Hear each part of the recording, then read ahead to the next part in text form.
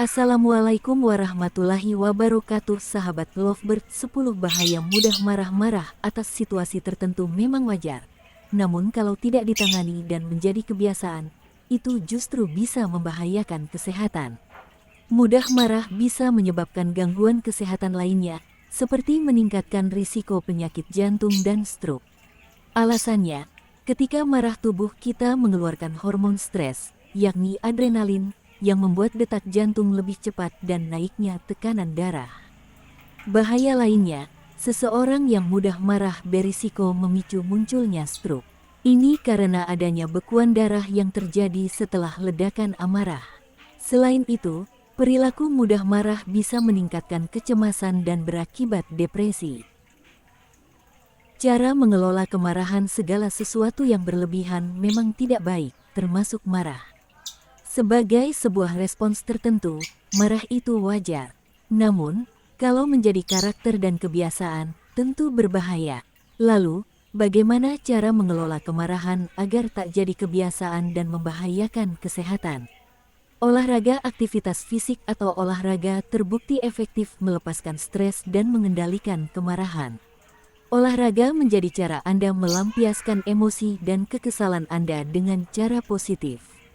Mencerna masalah sebelum bicara. Untuk mengelola kemarahan, setiap kali menemui masalah yang bisa memicu kemarahan, ambil waktu sejenak untuk menenangkan diri. Jangan langsung merespons. Pikirkan dulu sebelum Anda bicara atau meluapkan kemarahan.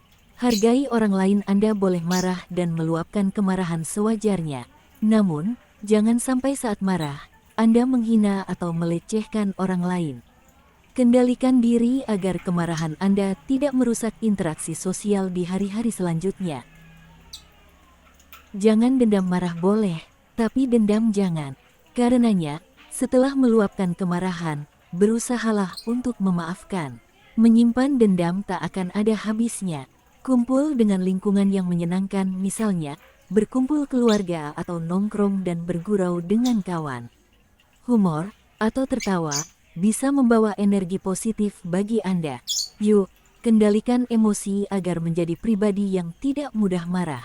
Selain tidak membawa manfaat untuk diri sendiri, kemarahan yang tidak terkendali juga bisa merusak interaksi sosial Anda. Jika kamu mampu bersabar sebentar pada saat dirimu marah, maka hal itu dapat menghindarkan kamu dari ribuan penyesalan di masa yang akan datang. Apapun itu, kemarahan memang bisa memicu banyak masalah.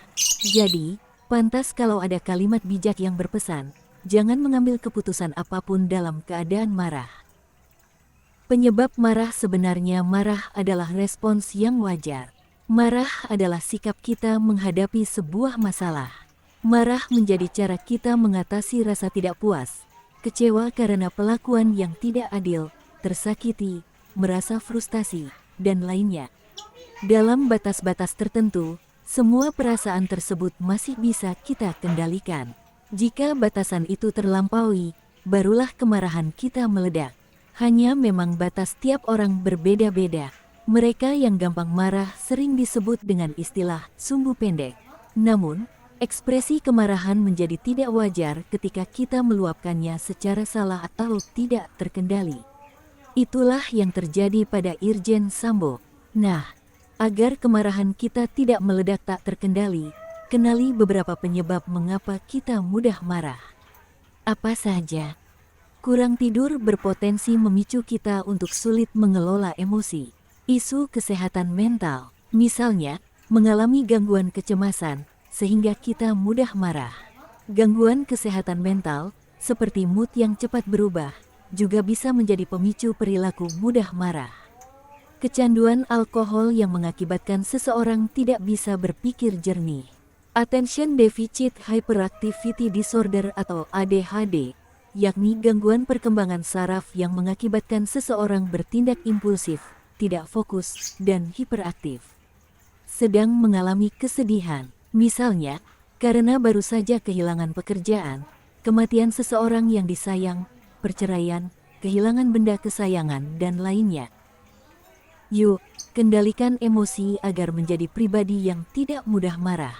Selain tidak membawa manfaat untuk diri sendiri, Kemarahan yang tidak terkendali juga bisa merusak interaksi sosial Anda.